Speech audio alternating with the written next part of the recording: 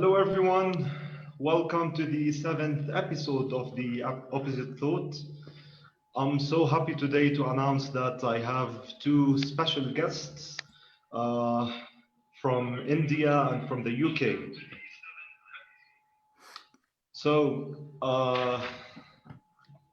regarding the subject or the topic about this episode, it's going to be about the relationship between antinatalism and veganism.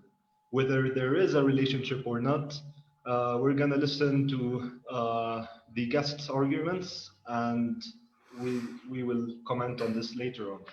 So, as a start, my first guest he says that he's an antinatalist and an atheist who runs a page, Nihiland. I'm sorry if Nihiland. I No, no. Nihiland, yeah, Nihiland, yeah. and is a founding member of Child Free India, which is a very well-known website and Facebook page, and got famous last year for suing his parents. So this was viral internationally, and we all heard about this, I assume.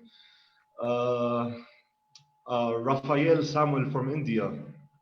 Welcome to this episode. Thank you. As for my other guest, he's a vegan and antinatalist who runs the Carnism Debunked page, platform, animal rights focused website, podcast, and YouTube channel. The very well known George Martin from the UK. Welcome to this episode. As a start, so the main question is whether there is a relationship between antinatalism and veganism. If I'm gonna start with you, Rafael, how do you respond to this question? Firstly, see, we have not exactly defined antinatalism yet. Yeah, we are still figuring stuff out. But if we go by what we have learned until now, it is assigning a negative value to birth, right? Now, we have not defined whether what birth, whether it's human birth, whether it's animal birth, whether it extends to plants, etc.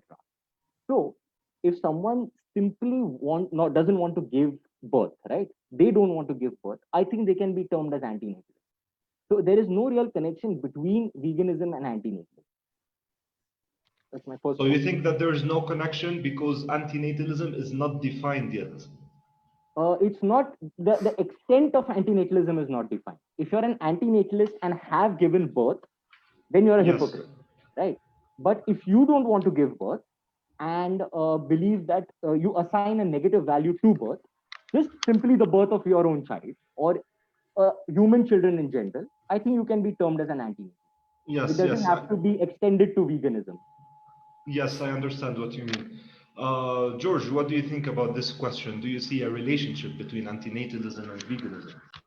Absolutely. I think when we ask moral questions, they go beyond our personal thing. It's the same with veganism. It's not some kind of personal choice where we just say, well, I don't want to harm animals, but, I'm just going to leave it at that. If, as Rafael says, we assign a negative value to birth, it means we're against others being born. It's not just like a personal thing, just like, oh, I don't want to have kids or I do want to have kids. And animal agriculture is the largest systemic act of birthing on the planet. So humans are paying for animals to be mass bred by the billion every week. So for me, it would make no sense for someone to be an antinatalist but not a vegan. And I have to say, Rafael, you're actually the first antinatalist I've come across who's not vegan. So every antinatalist I've ever met has been vegan, and it seems to be little known outside of the animal rights movement. And I do think there's a reason for that. I think the two connect very well. Yeah, thank you for your answer, George. So I'm going to start with the first question for Rafael. As an atheist, you define yourself an atheist. So an atheist does see animal birth as a negative thing, especially for farm animals. Then how do you respond to people who call you a hypocrite for not being vegan? Okay. So, firstly, I think the general definition of atheist that I've heard, and I'm not completely atheist yet, but I'm studying it. I'm like getting there. So, the general definition of atheist would be that if I get a button to press, right, and it eliminates all life, I would press it. That is That is generally what I've heard in discussions in FLS groups, etc. Again, that is something else that we have not defined, right? So we are primarily against life. Life is the basis of all evil, right? And the sheer fact that I have to eat, like if you're an antinatalist and you don't want to give birth, you don't have to give birth, but I have to eat. You have to eat. We all have to eat, right? By definition, our existence is slaughter. We are slaughtering plants. We are slaughtering COVID-19 for that matter. We are constantly killing something or the other. So my point here is that if we are killing something, why not animals? Why this discrimination between animals and plants and other beasts? So you think that there is discrimination between animals and plants? That's why you're not a vegan regarding this.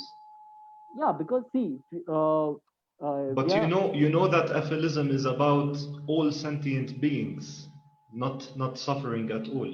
Is that but right? it is against life. It is not it's not anti-suffering, right?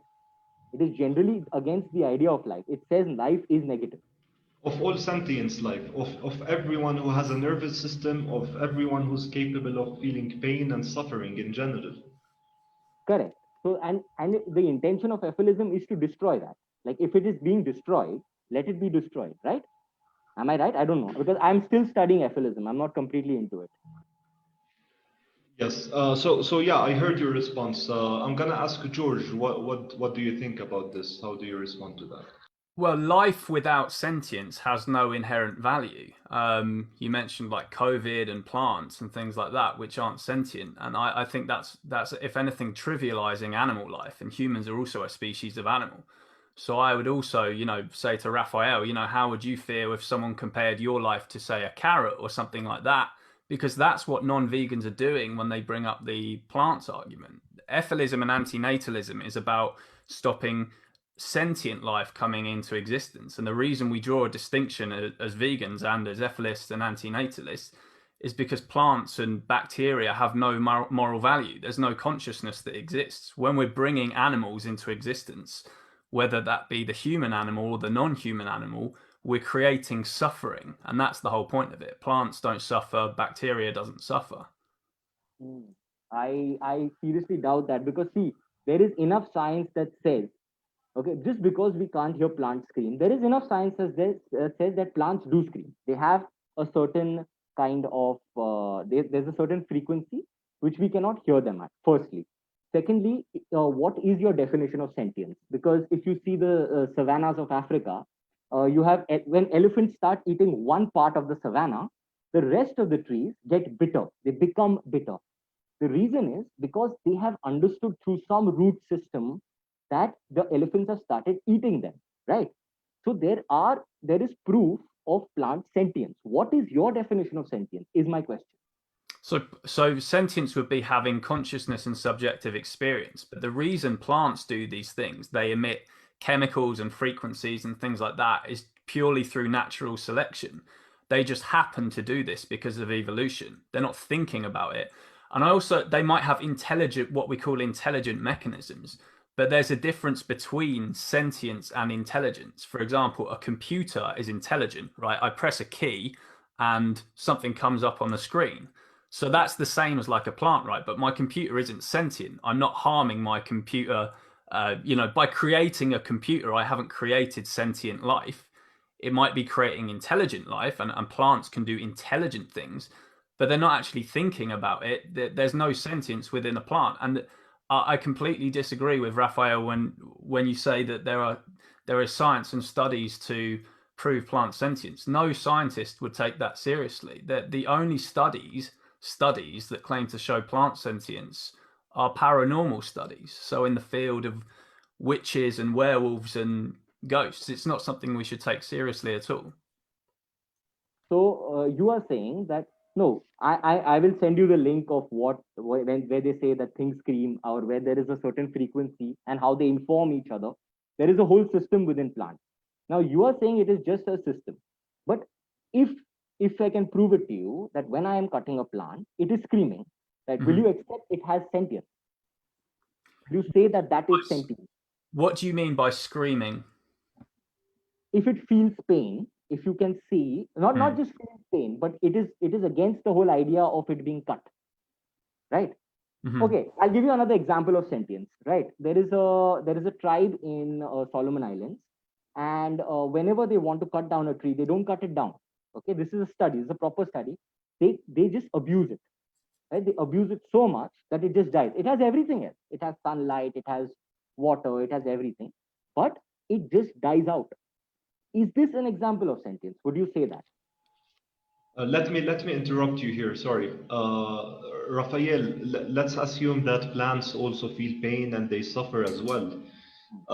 Some people say that the whole vegan community does not consume plants as much as the animal agriculture consume plants for breeding these animals and letting them grow until we slaughter them at the end.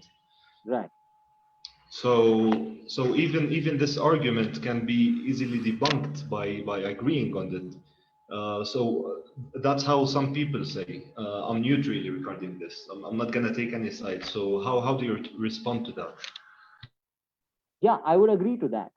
But see, like, I have no problem with that. See, that is one thing I don't have an argument against.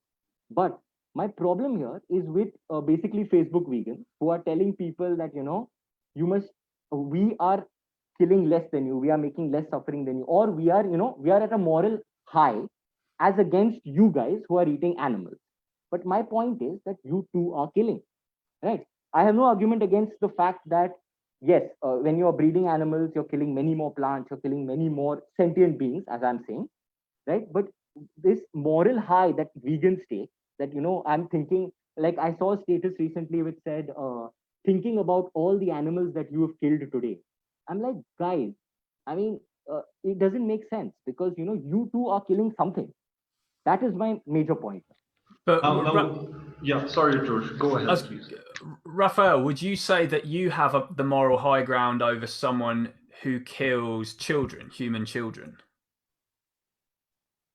Firstly, nothing is moral or immoral. That is the first issue, right? I mean, if someone is killing human children, right? I don't want to get into this because it may get into a little legal trouble, but it may help the plants, it may help the earth, right? Because the child's not going to grow up and consume stuff. So it's a point of view. Like subjectively, it is a point of view. You cannot say there's a moral high all over. But I think that's something non-vegans would only ever say if we're talking about plant suffering. Because the question I was going to go on to answer would be to say, if you were to say, well, of course I have the moral high ground over a child murderer, but then that child murderer could just say to you, well, you're killing plants, so how am I different? And this for me just shows the absurdity in the idea that we should consider plant sentience in any way. Would you not feel insulted, Rafael, if someone compared your life to a carrot or something? No, I wouldn't. Because see, as far as I can see, life is life. Okay. And I feel all life suffers. It may be proved at different levels. It may be, there may be different levels of suffering, but all life suffers. So if someone's comparing my life to a thing, okay, fine. See, these are all ideas in our heads, right? We create these ideas and say that we are superior to something else. So it's an idea. It doesn't really matter. So if someone says that your life is nothing, a carrot is better, I'll be like, okay, that's your opinion.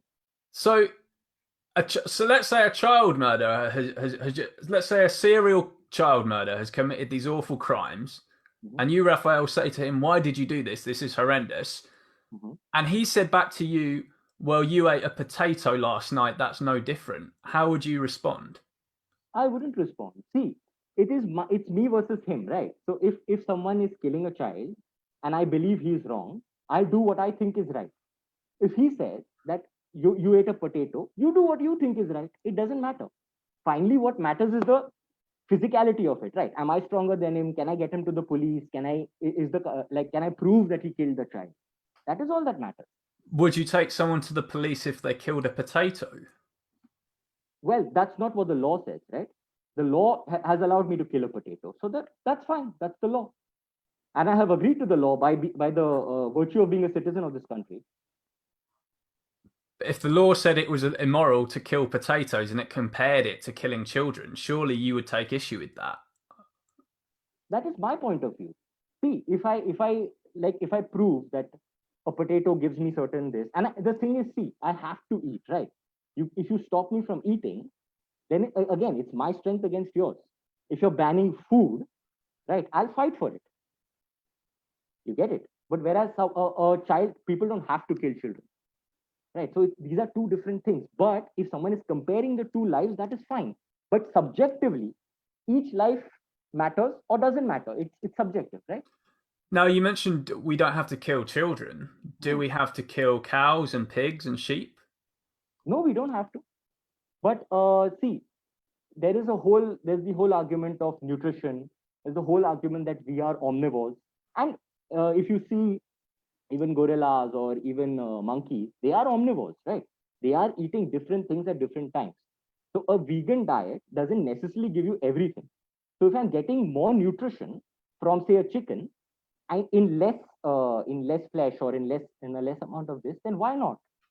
We don't Yeah, have to. but But this I'm sorry. Let's not go off topic here because the topic is about the relationship between antinatalism and veganism. So maybe we can discuss this later on the health issues and so on. I'm sorry to interrupt you, Rafael. I'm gonna move to George now for the first question.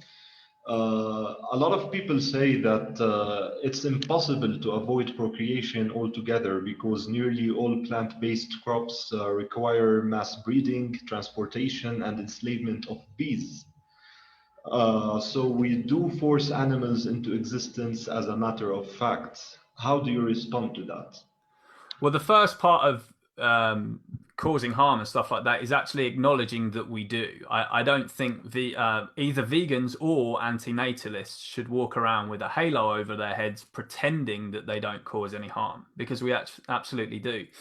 But I don't want to, appeal too much to these whole sort of nirvana fallacy questions where if something's not perfect, we shouldn't bother. I mean, by virtue of existing, we're causing harm to animals as vegans. By buying food, as you mentioned, that could be bringing life into existence, whatever. But that doesn't mean we should cause direct as much harm as possible, whether that be with regards to, murdering animals, or whether that be with regards to procreation. And what I say always about veganism is nowhere near perfect, but it's a million miles closer to perfect than carnism is. And I would apply the same to antinatalism. It can't be perfect, if indeed we are causing this indirect harm, but it's way closer to perfect than natalism is. And obviously Raphael will completely agree with us on that. Yeah. So you agree that there would still be harm, but it's not as much as the harm we cause to sentient beings in general by consuming animal products. Yeah, 100%. Like, we shouldn't pretend that we cause no harm, but we should live both as vegans and as antinatalists, because that causes the absolute minimum harm. And if we push towards a world that's vegan and antinatalist, then we have the closest thing to a perfect world that we can have. Rafael, do you have any comment on that? See, I've told you before that I have no issues with vegans. Okay, I have no arguments in the sense of that you all are actually causing less harm, but the moral high saying that we have not killed, or a lot of them do this. Not you, George, but a lot of them do this, saying that we are better than you and we've not done anything, and they essentially go around saying that we've done no harm and that y'all are murderers. That is not true. Everyone is a murderer. It's just that we are murderers at different levels.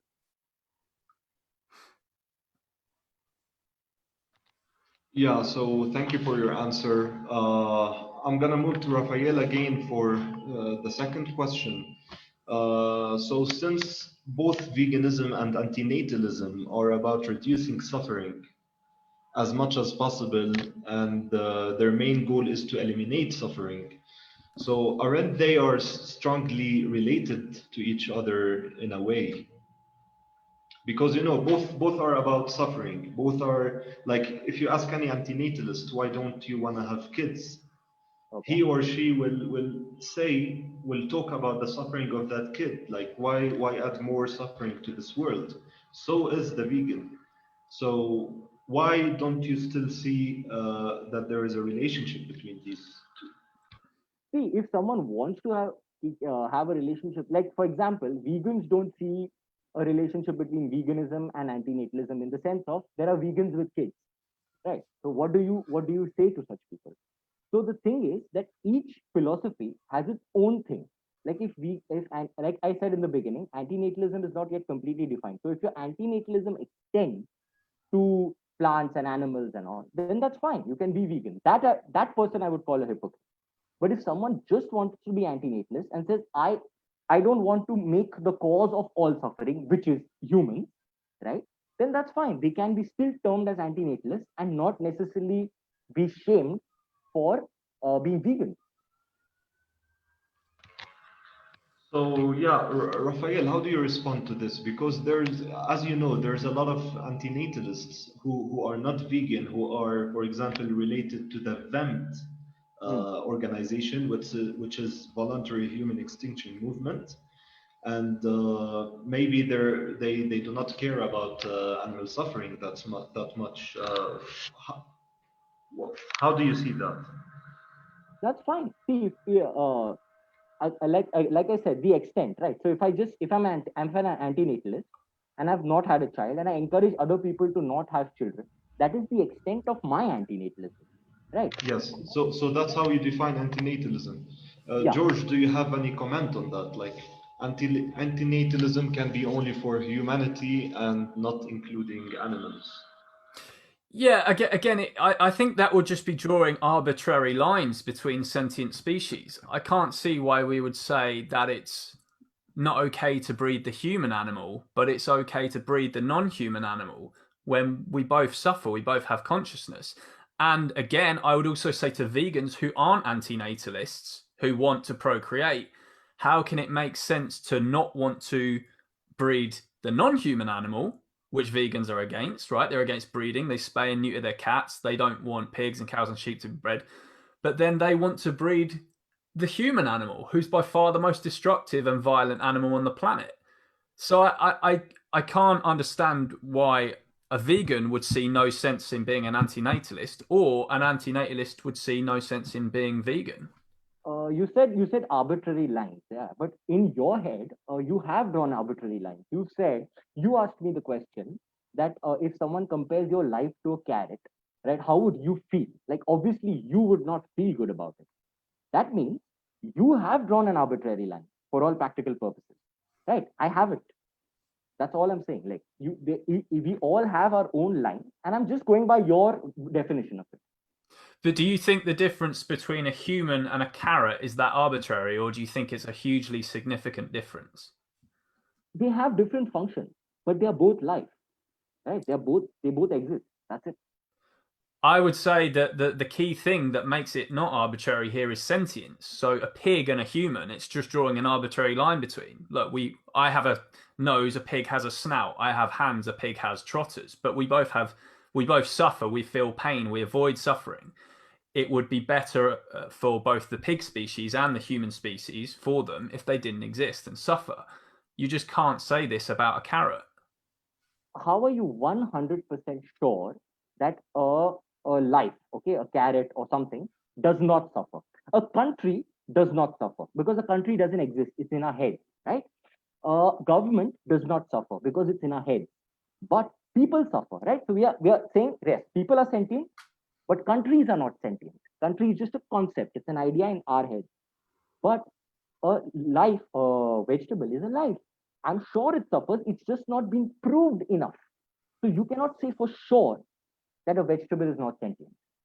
I would say science has proven outright that plants don't suffer, seeing as they don't have a brain and a central nervous system. And I just don't think this is something that non-vegans would mention in pretty much any other argument, unless it was about veganism. Before I was vegan, I had never even heard the idea that plants suffer or matter morally. I walk around, I see people mowing their lawns, I see people jumping up and down on flower beds and whatever.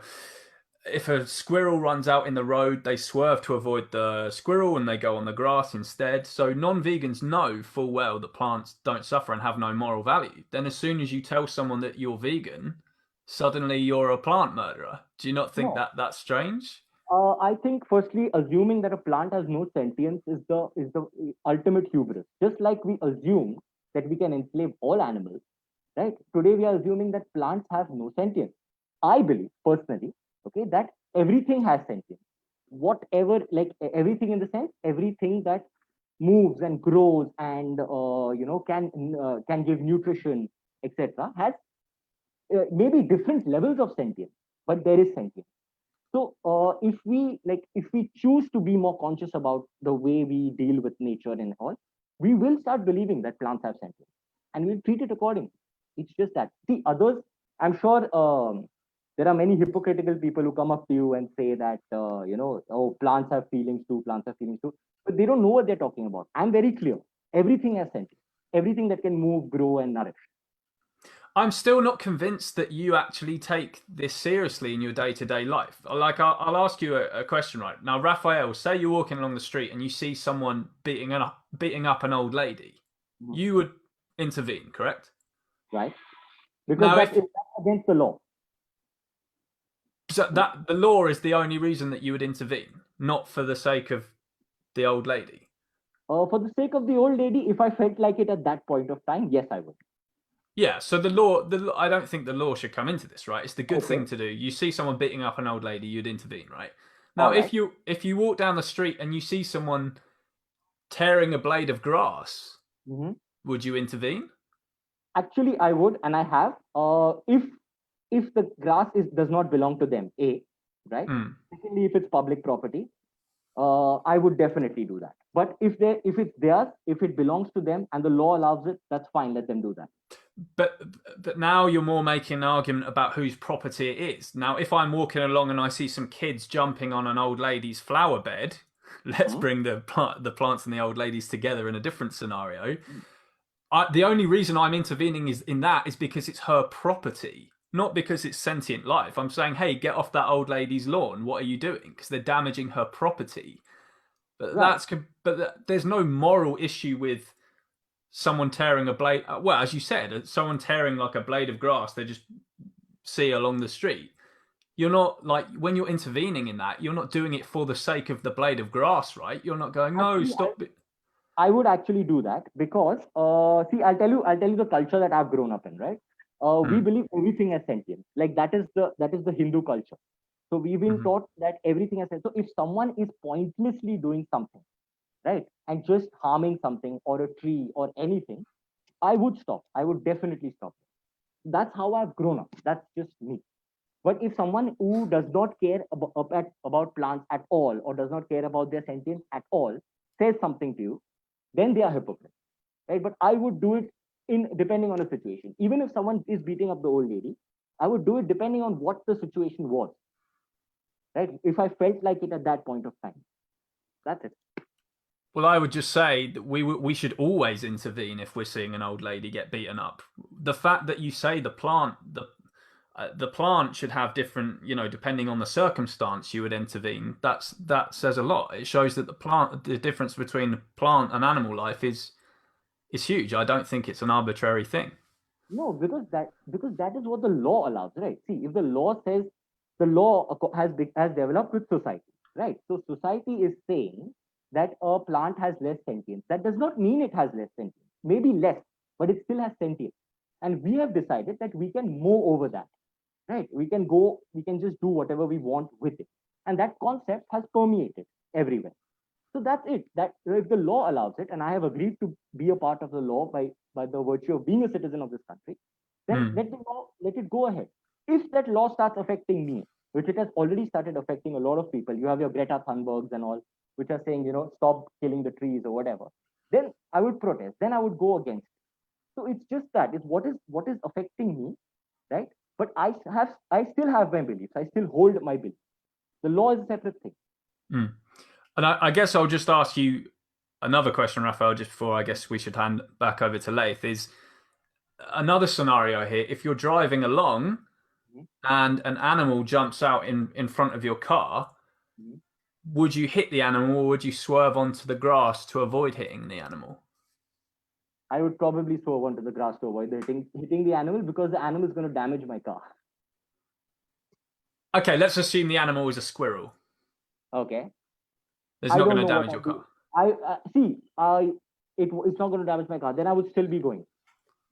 Like, because You don't see a problem with running over the squirrel when you could go onto the grass. yeah, but even that could damage my car, na, going onto the grass. You get the point. Forget forget the damage to the car. Let's say you have an invincible car. You're doing this for moral reasons, okay? So Raphael's driving along in his invincible car. A squirrel runs out in the road. Come on, you can't seriously say you would run over the squirrel because the squirrel has less moral value than going onto the grass. I would not think of it in moral terms. I would think of it in what that moment, whatever I feel in that moment, right? So that's it. Like, I would, and the way, like, I remember when I was very young, my mother swerved for some dog or something, and she hit a couple of plants, and she felt really bad about the plants. So I would feel bad about the plants, like, but it's all about the situation at that. For me personally, it's about the situation. Like, do I feel, should I swerve? Should I not swerve? In that second, whatever I calculate, I'll do that. Anyway, we are murdering things, right? Something is gonna die. So you wanna. Yeah, so thank you for this discussion. I'll move to George now for another question. Why do you think that a high percentage of vegans are not antinatalists? If the connection you're talking about is true, then why do they fail to see it? That's a very good question. First of all, I don't think many vegans have heard of the concept of antinatalism at all. I mean, the vast majority of people just haven't heard of antinatalism, unfortunately. It was only, I think it was maybe 2 years. I was a vegan before I actually came across the concept of antinatalism, which was from a Mistro song, I think. And from there, I think it should all. I think once vegans have heard of antinatalism, they should very easily see the connections. The other thing is, I think a lot of vegans are being intellectually dishonest, and it's just that they want to procreate. So there's an element of selfishness, and there's also optimism as well. Like, you have a lot of vegans who say stuff like, "Oh, my kid will be vegan and will change the world," and all this stuff, which is, which is rarely true. No one's.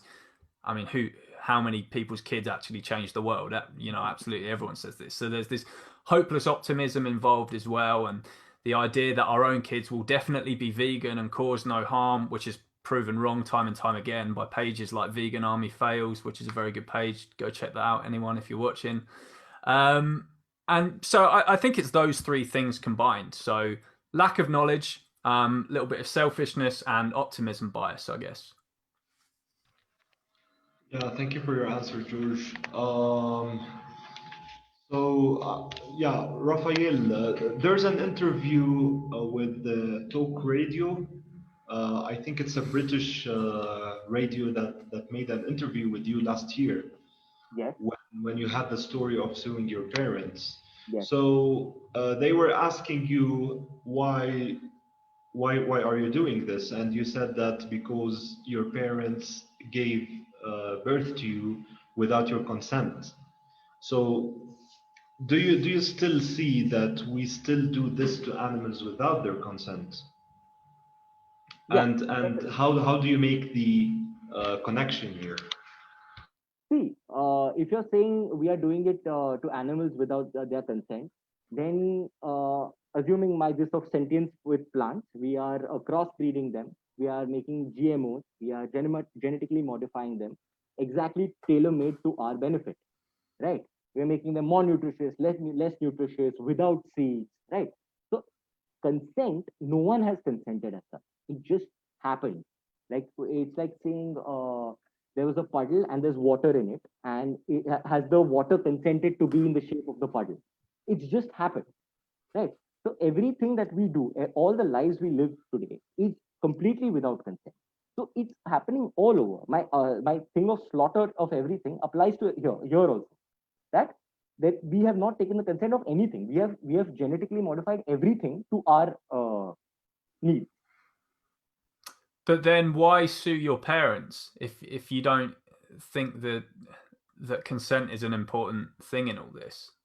I think it's a very important thing. But the thing is, like I said, humanity is slaughter, right? So by our very existence, there are many things that have, everything has been born without its consent, essentially, right? So then like, where is the morality in that, that we are creating animals, or we are creating genetically modified plants or anything else? It's just a fact of life. Humanity is slaughter. But do you not just think a natalist could say that exact same thing to you? They could just say it's just a fact of life. People have kids. Why did you see your parents? Yeah, because I have to eat, you don't have to have kids. That's again a difference, right? You don't it is not, firstly, it is not a need to have kids. Secondly, they say it is a need, and that there is maternal instinct. That is also being proved wrong. If it was maternal instinct, everyone would want to have children. But 1 in 5 women are not. So clearly it's not. So you have a choice here, right? When you have a clear choice here, then go for the right choice, for the obvious choice. I just want to pick up on a thing you said a moment ago, which is that you have to eat, and obviously we all do. Now, even if you do believe plants suffer, which I believe you do, yes, you have to eat, but why wouldn't you aim to cause the minimum amount of plant suffering by being vegan? Because of all the crops it takes to feed farmed animals. So we're breeding, there's 7-8 billion of us on this planet, but there's 55 billion cows, pigs, chickens, turkeys roaming the earth. Countless marine animals we've enslaved as well that are fed plants, copious amount of plants.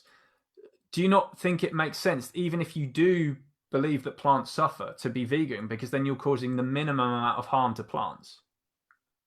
See, now we get into vegan diet. Okay, I agree with you on this point. Okay, that suffering is being caused. But if we get into the idea of the vegan diet, firstly, it's more expensive. Okay, I've tried it. It's quite expensive to get a complete diet, right? Secondly, there have been reports of people getting kidney stones. I don't know what's the name. Jason Momoa tried the vegan diet or whatever.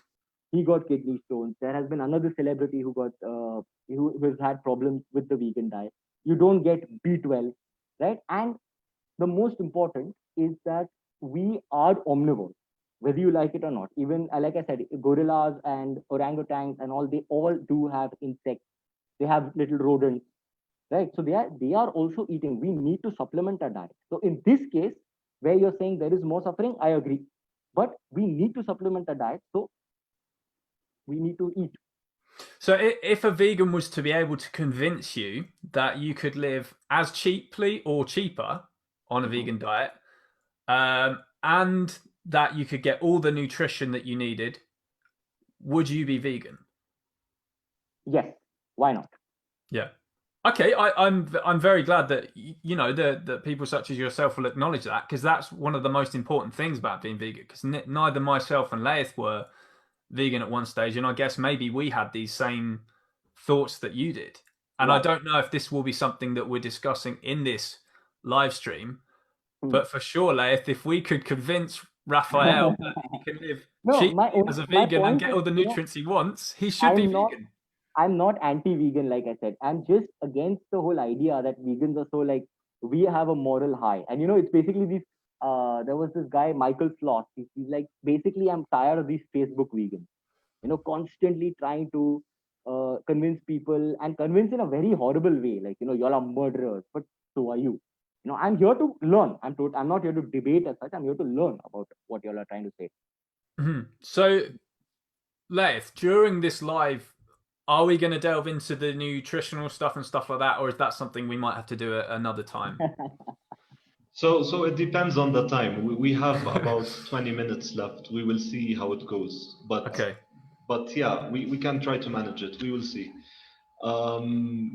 So Rafael, do you tell natalists that they're being murderers by giving birth to children, to human children? Do I feel that? Yes. Do you tell them in the face, like, you're a murderer because you're bringing a child to this world? Yes, absolutely.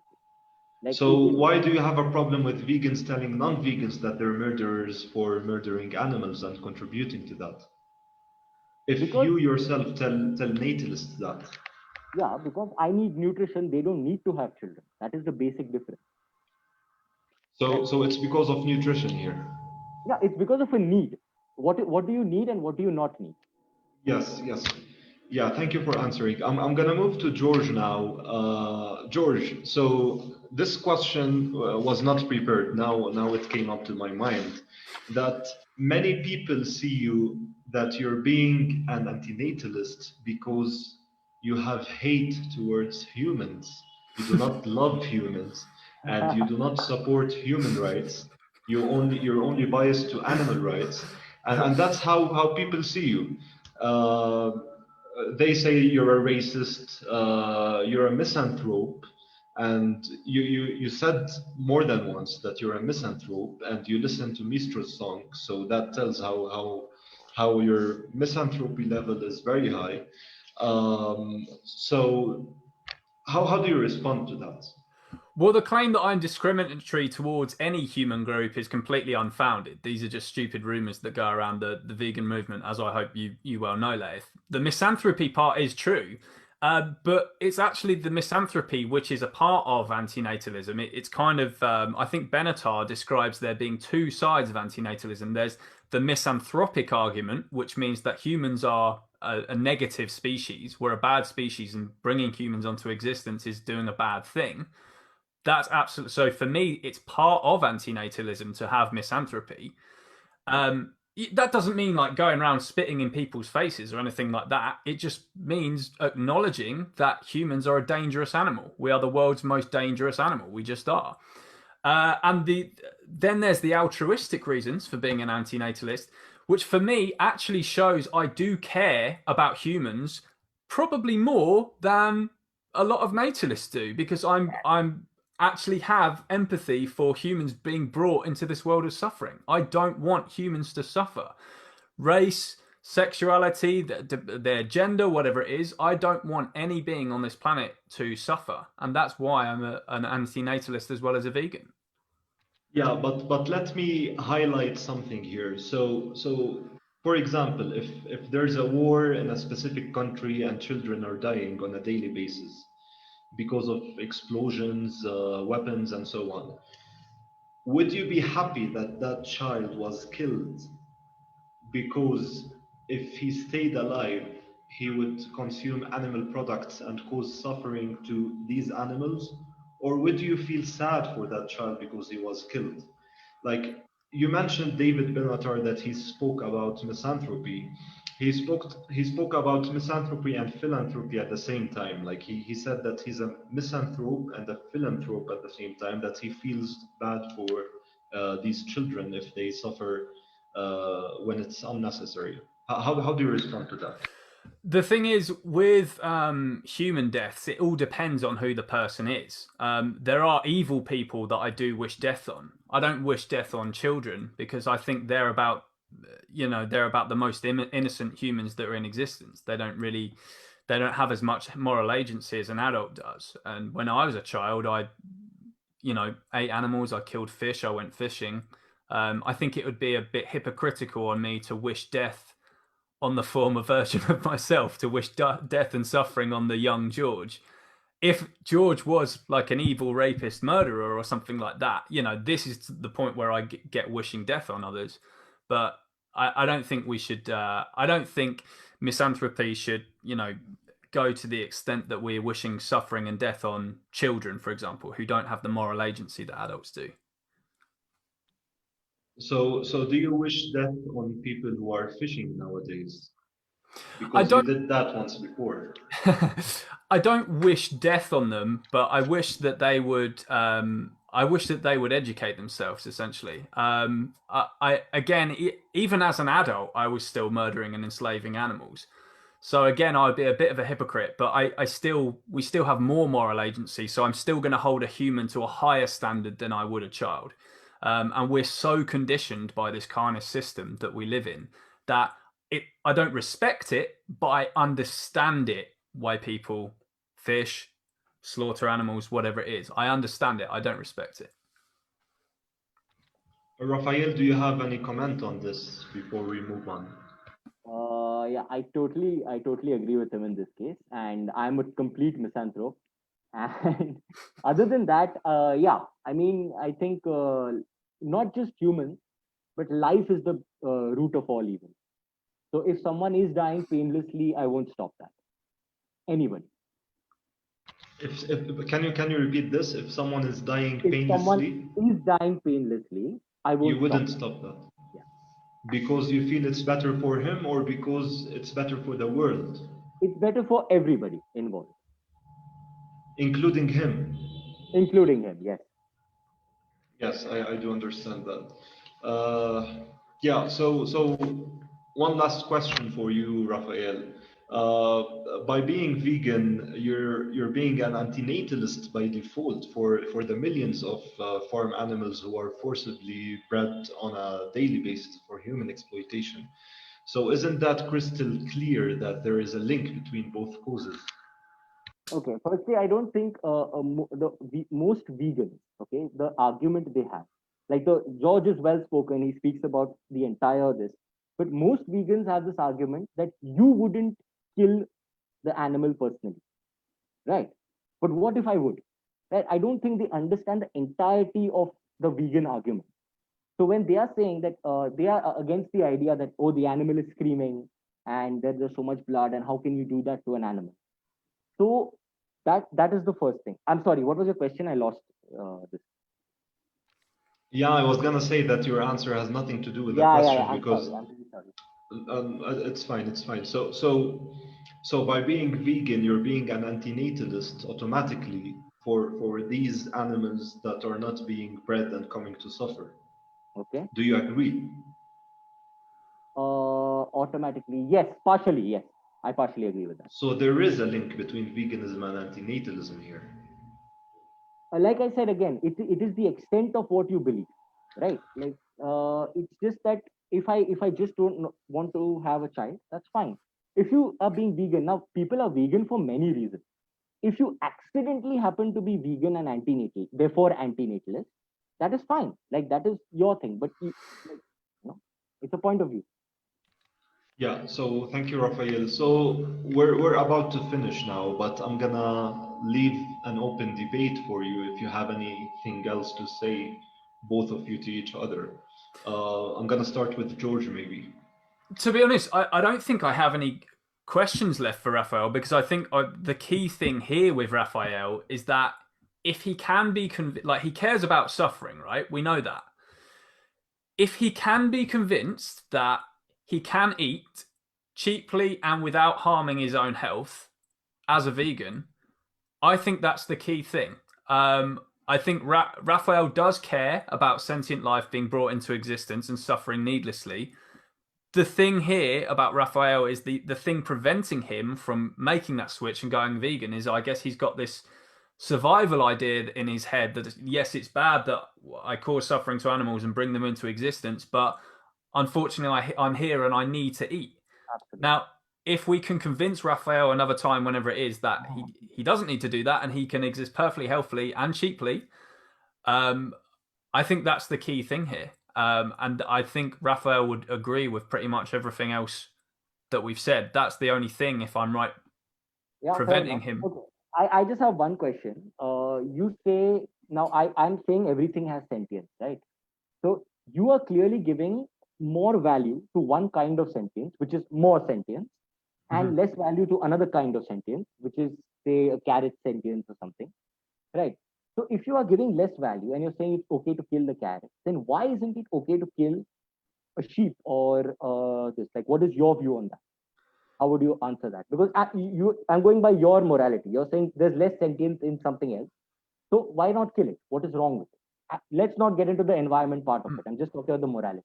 Yeah, because again, for me, that's just trivializing animal life. Animals are just, we are animals, right? So you and I, we're like sheep and pigs and cows. We suffer, we feel, we avoid pain. We cannot say that about plants. And I know you, but for you, you think it's like this arbitrary thing between animals and plants, or I don't know if you really do believe that deep down. But I think it's very obvious, and science has proven quite clearly that the difference, the moral difference between killing an animal and killing a plant is huge. So I just think it's as Well, you can't say that because science can't prove virality as such. But if you're just talking about sheer sentience, right?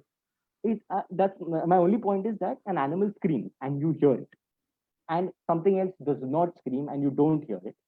So how do you like assume a plant has sentience? How will you reconcile that? What do you mean by so you're saying if we did live in a world where plants did have sentience? So okay, if it were to be proven tomorrow that plants absolutely do have sentience, I would still be vegan because it requires less plants to feed me as a vegan. That I think is one of the key things here. But again, I just don't think it's an argument we should even entertain. I just think it's insulting to animals to even compare them to plants. Just as, Rafael, it would be insulting if someone stabbed you in the throat and then at your funeral, someone just said, well, to be honest, Rafael, he was no morally different to this cucumber I ate earlier. Well, like I said, we are all murderers, so there's no moral like ups and downs. It's just all in our it's all an idea in our head basically. So that's fine. That's fine by me. So, let's. Yes. Any last comments? So I'm not sure we're gonna go from here. I hope we can reach a point later on, maybe. But yeah, I want to thank you so much to both of you for accepting my invitation to participate in this episode. It was a pleasure, really. And thanks to everyone who's watching. I hope you enjoyed this episode. This was Late Malik Reem from the capital of Bolivia, La Paz. Thanks to everyone. Thank you, guys. Thank you so much, Les. Thank you. Thank